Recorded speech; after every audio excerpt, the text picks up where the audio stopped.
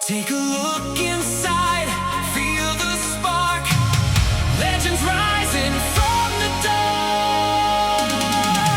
Dark on black, where the legends live on. High-end treasures in a world of icons. Dark on black, every detail, every line. Moments captured here in time. See you in the details.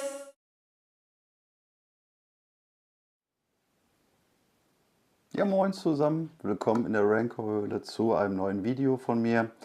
Heute mal wieder ein anderes Franchise. Ihr werdet ja schon gemerkt haben, ich habe Hauptsammelgebiete und ja, es kommt aber immer mal wieder aus dem einen oder anderen Franchise oder aus ja, einem Universum, was einen schon früher geprägt hat, was raus, was dann doch in der Sammlung landet. Und heute geht es um einen asiatischen Hersteller, die Firma Yolopark. Und die stellt offiziell lizenzierte Transformers, ja, offiziell Model-Kits her. Das ist aber ähnlich wie bei beispielsweise Kotobukiya oder Bandai. Das wird deklariert als Modellbausatz. Ist aber im Nachgang eine Statue oder eine posierbare Actionfigur letzten Endes. Ich gehe mal ganz stark davon aus, dass das lizenztechnische Gründe hat, weil ne, klar, Transformers ist Hasbro und deswegen muss man sich da so ein bisschen von absetzen. Und es gibt da mehrere Serien zu den G1 Transformers. Das ist die AMK Pro-Serie, die ich jetzt da habe. Es gibt die auch noch als Standardvariante. Was ist der Unterschied? Die Pro-Serie hat ja auch Diecast-Teile verbaut. Ähnlich vergleichbar mit, wer sie noch kennt, die ursprünglichen G1 Transformers von Hasbro aus den 80ern. Die waren ja auch nicht komplett aus Kunststoff. Die hatten ja auch Diecast, also Metall-Spritzgussteile gehabt. Und ja, irgendwie ist das auch so eine kleine Hommage dann halt. Ich habe noch einen Megatron und einen Optimus Prime. Die werdet ihr gleich auch mal kurz sehen, aber die werden zu einem anderen Zeitpunkt besprochen. Jetzt geht es nämlich erstmal um den kürzlich angekommenen Starscream. Einer der, ja, für mich einer meiner Lieblingscharaktere, für viele generell auch. Warum mag ich den? Klar, Design. Ne, damals als Kind auch, du bist mit Filmen wie Top Gun groß geworden, fandest das einfach geil, dass er ein Jet werden kann. Irgendwie waren Decepticons für mich immer cooler. Flugzeuge waren cooler als Autos und das ist so beigeblieben. Und weil das auch so ein facettenreicher Charakter ist, ne, dass er einerseits so niederträchtig, boshaft, dann aber auch wieder tollpatschig und ja, machen wir uns nichts vor, das ist, glaube ich, der einzige Bösewicht in diversen Universen, der seinem eigenen Boss die ganze Zeit unter die Nase bindet, dass er den eigentlich längst loswerden will und ja, die Herrschaft über die Decepticons an sich reißen will. Ja, was ihm aber jetzt nicht wirklich großartig gelingt. Too bad. He's blown his vocal components. I guess that makes me the new leader.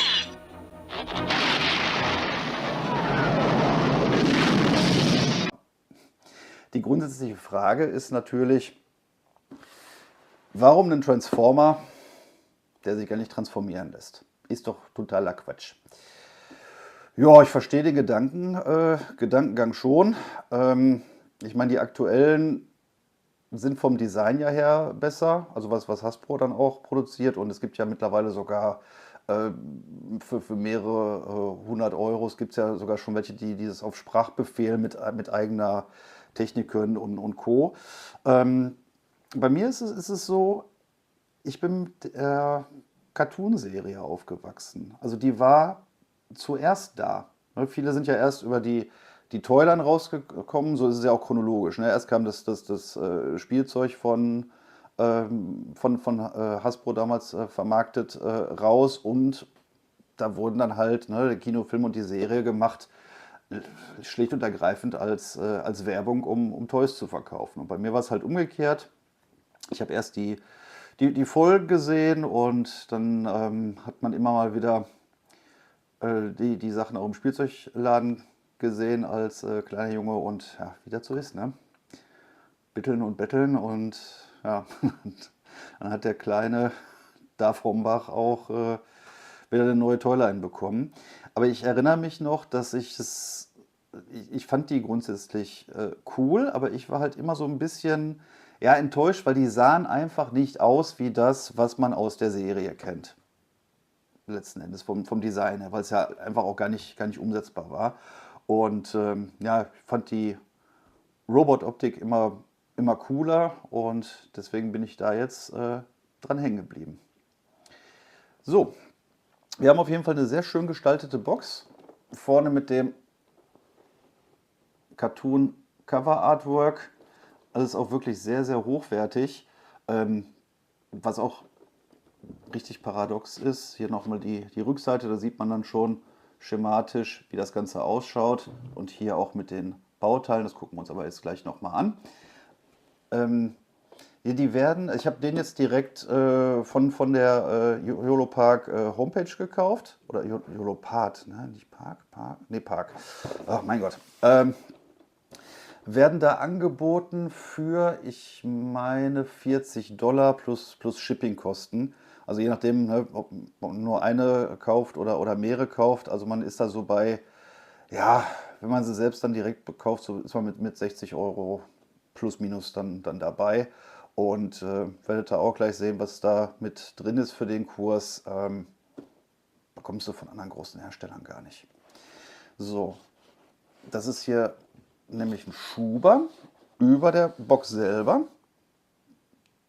Da haben wir nämlich hier auch nochmal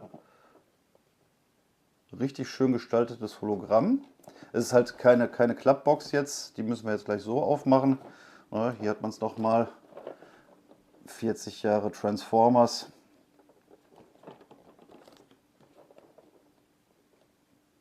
Finde ich richtig toll, wie viel Liebe zum Detail da reingesteckt wird. Aber machen wir jetzt den Kameraden einfach mal auf.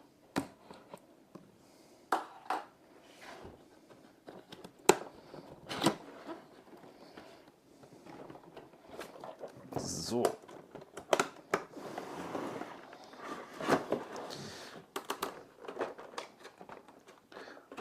Und so sieht das Ganze aus.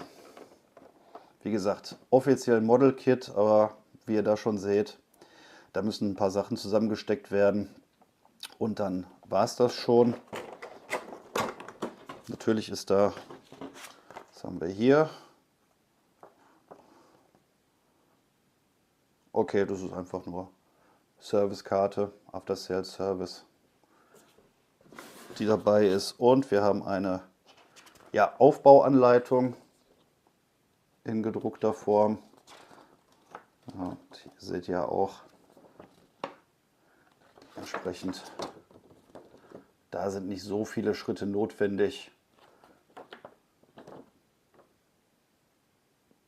den guten Starscream zusammenzubauen. So. Teile über Teile. Auch für die Abdeckung nochmal.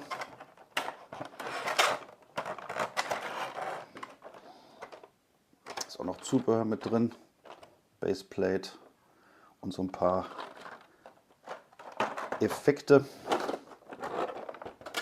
Mal schauen, irgendwo ist der hier verklebt, glaube ich.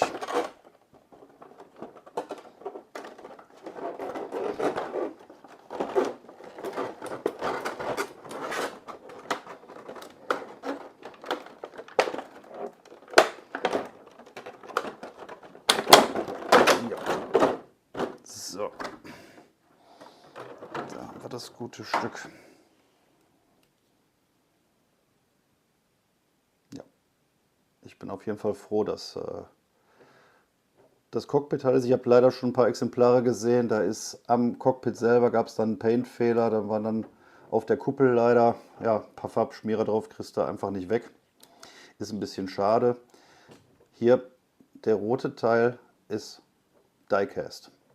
Der Rest ist Kunststoff, also ist wie gesagt so eine Kombination aus beiden. Jo, dann würde ich sagen, bauen wir das Ganze jetzt einfach mal auf. Und dann sehen wir uns gleich wieder.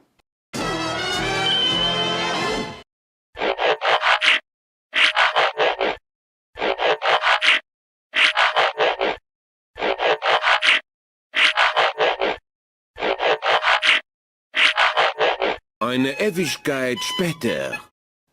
So, und da ist er nun fertig aufgebaut. War teilweise ein bisschen tricky, manche Gelenke, das kannte ich von den anderen auch schon, die gingen etwas schwergängig rein. Da muss man doch so ein bisschen drücken und trotzdem aufpassen, weil es ja auch teilweise Kunststoff ist, ja, dass man da nichts abbricht. Ist aber Jammern auf hohem Niveau, habe ich definitiv auch schon schlimmer erlebt. Ist eine richtig schöne Figur, wie alles, was ich bisher aus der Serie auch kannte. Ja, gelenketechnisch auch. Wir haben hier Kugelgelenke verbaut. Die Fingergelenke sind einzeln, die sind noch ein bisschen schwergängig. Also man kann die Finger einzeln sogar bewegen, um da entsprechend dann eine Faust oder wie auch immer was draus zu machen. Wie man hier sieht, die Kanonen sind dran, die Flügel lassen sich auch in verschiedene Posen darstellen. Kleiner Wermutstropfen, das ist aber dem Design geschuldet. Der kann die Hüfte nicht so wirklich drehen, weil das Cockpit im Weg ist. Also man hat da anhand man hat die Optik halt möglichst authentisch haben wollen, aber ja, das ging dann halt zu Lasten der ja, Posability. Also man kann zwar nach vorne und nach hinten und ein kleines bisschen drehen, aber man kann jetzt nicht so eine komplette Schrägstellung machen. Das müsste man so ein bisschen mit dem Beingelenk machen. Ansonsten Gelenke schön fest. Wenn man da einmal eine Pose reingestellt hat, dann bleibt die auch so weit stehen und man braucht auch den Display-Stand nicht. Der steht, wenn man natürlich da so die eine oder andere Pose macht, bleibt der stabil stehen. Kopf lässt sich drehen. Ja, auf jeden Fall eine schöne Figur. Man sieht auch hier, dass wenn die Beine nach oben gehen, hier wurde mitgedacht, ne, das ist ein bewegliches Teil hier vorne, dass man da auch ein paar dynamische Posen mit hinbekommt. Was ich sehr schön gemacht finde, ist wirklich das Weathering auch an den Diecast-Teilen oder hier zum Beispiel an den Beinteilen, ja, wo der Rost da so ein bisschen angemalt ist. Hier oben auch. Seht ihr gleich nochmal in der 360. Da kann man das so ein bisschen besser sehen. Also für ein Massenprodukt und vor allem auch für den Preispunkt ist der absolut super. Ja, wie gesagt, es gibt da den einen oder anderen kleinen Mangel. Der war bei den anderen nicht ganz so ausgeprägt. Ne? Wie schon gesagt, diese Hüftgeschichte. Hier vorne die Klappen sind auch beweglich. Da sind dann so kleine Raketen dann da drin. Dann kann man die auch wieder hier zuklappen. Ja, also ich bin rundum zufrieden. Da war natürlich jetzt noch ein bisschen mehr in der Box drin, was halt dem ja, Actionfigur-Charakter geschuldet ist. Einerseits hier ein klassischer Zangen-Display-Stand, diese Hüfthalterung, ja, ist ein bisschen drehbar und kann man dann noch nach vorne und ein bisschen nach hinten kippen. Schauen wir mal eben, wie das so funzt. Ja, da muss man, glaube ich, auch ein wenig tricksen, weil so direkt passt das nicht. Vorführeffekt. Aber der wird sowieso ganz normal ins Regal respektive Vitrine gestellt zu den anderen Transformers aus der Serie. Also von daher ja, irgendwie so. Ja, so, da hat man es. Ja, kann man Flugmodus machen. Man sieht schon, es ist ein bisschen wackelig. Ich glaube, wenn man den zu sehr nach vorne kippt, wird er kopflastig. Ja, ja, weil die Figur einfach, ne, durch die Metallteile ein bisschen schwerer ist. Aber ja, man sieht den Effekt. Grundsätzlich cool gemacht. Was war noch dabei? Hier diese, ja, Blaster-Shot-Effekte, die lassen sich einerseits auf die Kanonen setzen, wenn man es mag. Ja, sobald die entsprechend abfeuert. Ja, Geschmackssache, nettes Feature, dass es dabei ist. Mir persönlich ist das nicht so wichtig. Aber es wurde mitgedacht. Und zwar kann man die auch hier unten, die Füße sind ja die Jet-Triebwerke. Und dann kann man die andersrum auch da reinpacken. Ja, dass man das wie so ein Schubdüseneffekt hat. Ja, wie gesagt, ganz nett gemacht. Ebenso wie die kleinen Raketen, die da in diesen Kammern drin sind, die sind auch nochmal mit so einem Blaster-Effekt beigefügt. Ein bisschen schade, dass die Raketen selber jetzt nicht grau sind oder sowas, sondern dass das alles so ein Teil ist. Soll man laut Anleitung da irgendwie mit draufstecken können. Ich habe das vorhin mal ausprobiert. Ja, es hält irgendwie nicht so wie gedacht. Ja, irgendwo dazwischen quetschen soll man die. Aber ja, ist mir, wie gesagt, nicht allzu wichtig. Ne? Wer da Wert drauf legt, der wird enttäuscht sein. Mir ist es offen gesagt egal. Diese Zubehörteile, die landen wieder in der Box. Und ja, dann bin ich da auch vollends zufrieden mit. Was haben wir noch? Wir haben Wechselgesichter. Ich habe dem guten Starscream jetzt dieses hämische gelassen. Dann gibt es hier noch einen neutralen Gesichtsausdruck.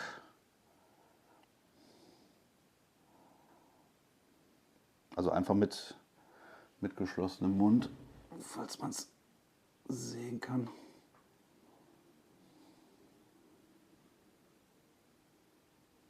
Ja, der Fokus spielt nicht so mit. Ja, auf jeden Fall einfach nur zusammengepresste Lippen. Ja, und dann hier nochmal so ein, ja, weiß ich nicht, ernstes Böses oder sowas. Aber ich finde, das standardmäßige Gesicht, was da jetzt mit drauf gesetzt war, direkt von vornherein, ja, das passt am besten einfach zu dem Charakter. Ja, dieses überhebliche Lachen, ja, ist einfach für mich persönlich am stimmigsten. Und von daher bleibt das auch so. Ich habe leider ein Feature, was ich euch gerade nicht zeigen kann, weil ich habe die passenden Batterien nicht dabei, weil diese MK Pro Serie hat auch eine Leuchtfunktion eingebaut. Der Kopf muss halt aufgeschraubt werden. Dann kommt da so eine ganz kleine, ja, wie so eine Hörgerätebatterie. Welche war es? Kann ich euch sofort sagen.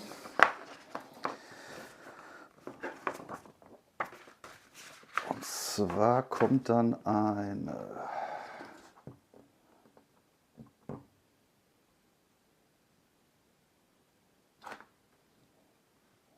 der alte Mann kriegt schlechtere Augen, Leute.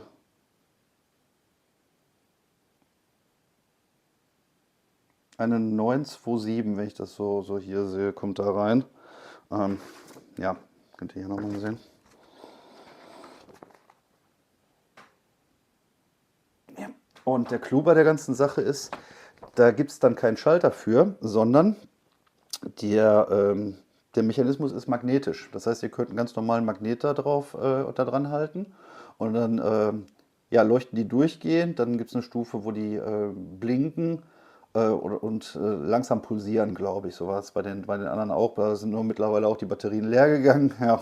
Vorbereitung ist alles, ja. Und der Clou ist auch, Es ist auch ein Magnet in der Waffe eingebaut. Das heißt also, wenn ihr keinen extra Magneten habt, könnt ihr auch mit den Zubehörteilen das Ganze dann einfach da vorhalten.